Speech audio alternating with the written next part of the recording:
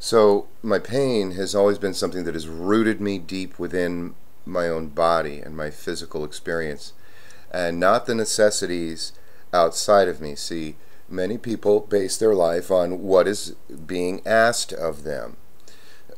And I don't want to get caught up in the argument of selfishness and selflessness. Because what I've come to understand is with my pain, it's rooted me in my experience, and then I go deeper and deeper. And this informs me that I'm a very selfless person. It actually teaches me how to be less full of self and how to surrender to the pain, surrender my hopes and my dreams and all of these extravagant ideas to the very experience that I'm having right now, and deal with what I'm able to deal with right here and now. Um,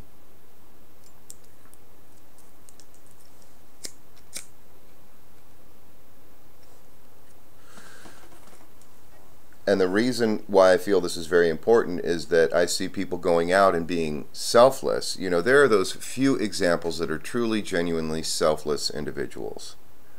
But they just don't have the struggles that most people have on one level. Or let me put it this way: what one person may consider a struggle is a piece of cake for another person. It's just not a problem to them inside. So if you look and understand this about these great examples of selfless individuals, you'll realize they don't got the problems that other people got. And then people try to philosophize and think and analyze, you know, what all the reasons and purposes and all this stuff is. And it's just their makeup. You know, I would rather let that individual shine with their ownership of that and let it be theirs than try to analyze it and say, oh, well, it can be everyone's. You know.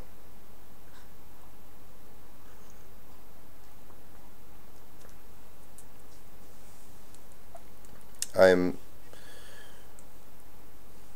struggling with the idea that I have been told in the past that I need to relinquish control to others who ask me to do things that hurt me. But because those other people want those things, they're not really focused on the pain and the misery it causes me. They're focused on getting what they want. And I can't blame them for that, because genuinely the big conflicts are not jerks. A jerk is a jerk. That's not a conflict for me. I can see a jerk, I know what a jerk is, and I can say, okay, there's the evaluation. It's the people that I care and love very much that bring up the conflict.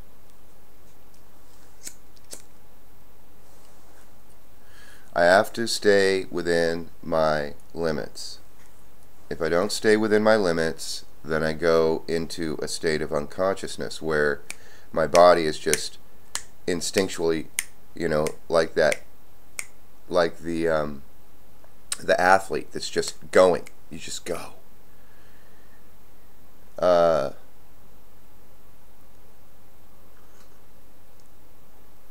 I feel this is crucial to teach my relationships that I care deeply for, is that need to stay within a place where we can be aware, and in our awareness we can make better value judgments as to accountability and responsibility.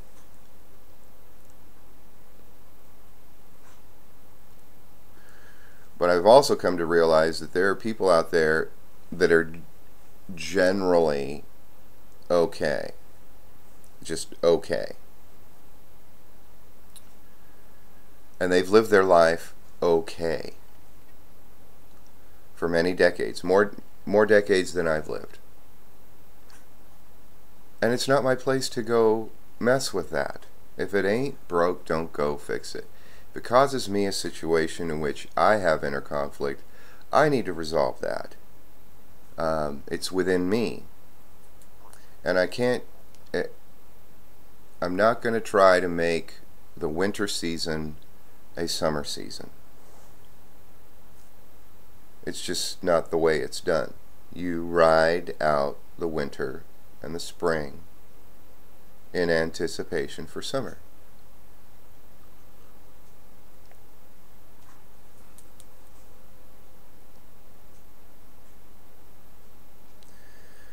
So the conflict has to do with people wanting more than their share and demanding it of others.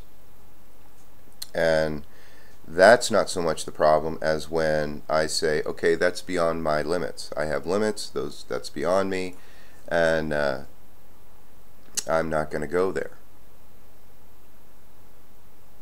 Then it seems as though I become completely devalued in the eyes of my beloved.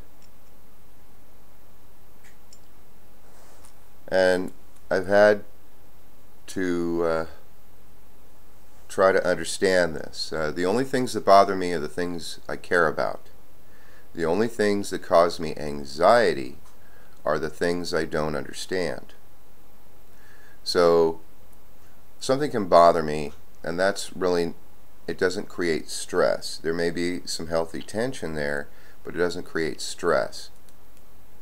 But when a complete impasse of a requirement being placed upon me that I cannot meet occurs, then a state of anxiety arises and stress, to which I have found the only release from that stress and anxiety is understanding. I have to come to an understanding. But that doesn't mean the other person has to understand. That doesn't mean I have to make them understand. It's not my place to make anybody do anything. And this is just based on my experience. I'm sure there are others that are out there that really like to shove a bunch of crap down people's throats and force them to bend to their will. That's fine. You know, if that's their experience, I understand that's their experience. But let it be theirs. Let them shine in that. That doesn't necessarily mean that, I mean, it may enable, you know, what brings value to the light is the darkness. Now, I remember learning in art, you know, you have to learn the value of a line. You know, when you draw a line, learn the value. There's a value to it. And the value of the line is in relationship to light and dark. I'm reminded of the importance in music of a note that is left silent. The silence has just as much value as the noise, the sound.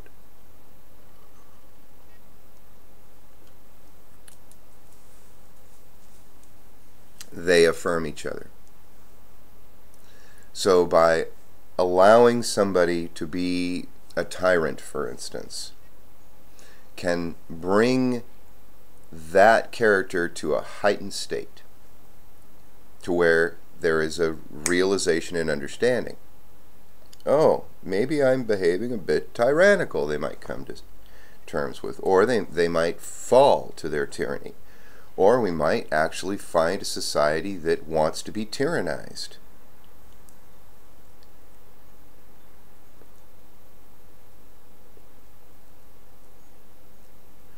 And in my definition of culture coming before society, it might actually be a culture's life pulse to be abused. And in their abuse, they learn what abuse is. Not only self-abuse, but the abuse of others as well. You know, how to abuse, when to abuse, why to abuse.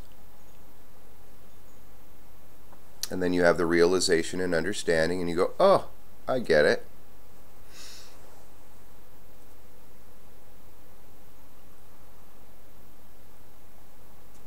So all these things are well understood within me. I don't necessarily have terms and phrases for them all in every particular instant. But they're there, they're alive, they're vital, they're all working together. And sometimes certain aspects arise to have their say, and others, quiet down and listen. Sometimes it's just a whole committee, just all speaking their tongues.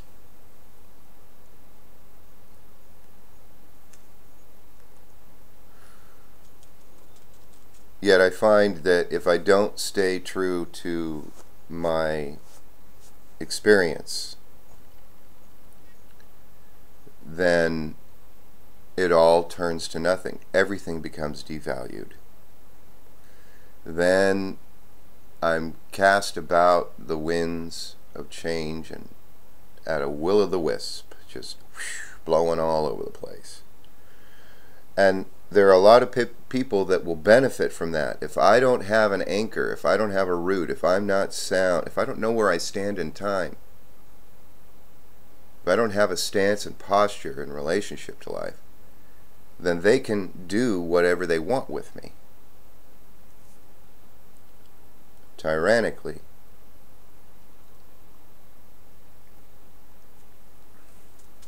And I've had this experience. I'm just hoping that in my realization of understanding of my personal experience in this and how I got there, I realized through this that I don't have to, that for me, a state of tension, not anxiety, but a state of tension where I'm conscious and self-aware and self-responsible, and I'm not relying on all these other people to take care of everything for me, but staying within my own limits.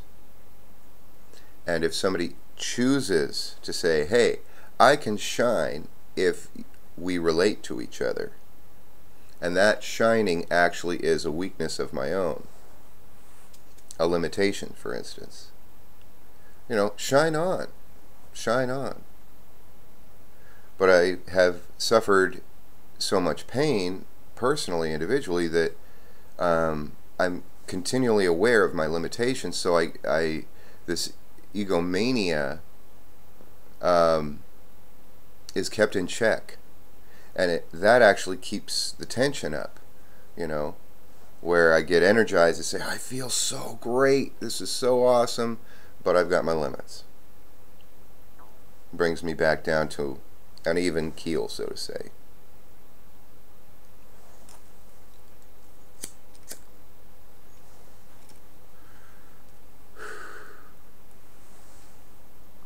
So I'm dealing with it. I'm processing it.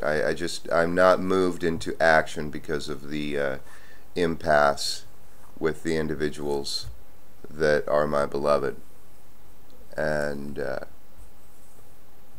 lesson being that they need to live their own life as I live my own life, and if they refuse to compromise or they don't find it of any worth or value to participate in the relationship, I have to let them own that. And it's really, it could seem tragic, but ultimately it's my life, and I choose a different perspective, and some days the tragedy really comes clear, and I have to assess it and go through the whole rigmarole. And I understand, making a decision, but everything is so fluid, and compromise and compassion and empathy and forgiveness, all these things are mercy, are ingrained in me, at a deep level. They reside within me, and they're excellent tools to relieve tension, relieve stress, relieve me of that which is becoming overwhelming. I like, Nietzsche's saying, if I exorcise all my demons, I'm afraid all my angels will leave me too. You can just make a decision. That's the way it is. And it relieves you of all kinds of stress by making a decision. But we can also become fixed and set fast, like concrete, like stone, like an idol of wood and stone, I think Jesus mentioned in the New Testament. When it's living, growing, and changing. Life is living, growing, and changing. And this compassion and empathy and forgiveness and mercy, all those things enable us to grow and change beyond and past us and our limitations. But there's patience there too. I get anxious. I want, I feel good and I'm doing well, and then I want to change it. And some may consider this self-sabotage, but I just see it as a natural process, normal feelings that arise, and I've got to integrate, and live.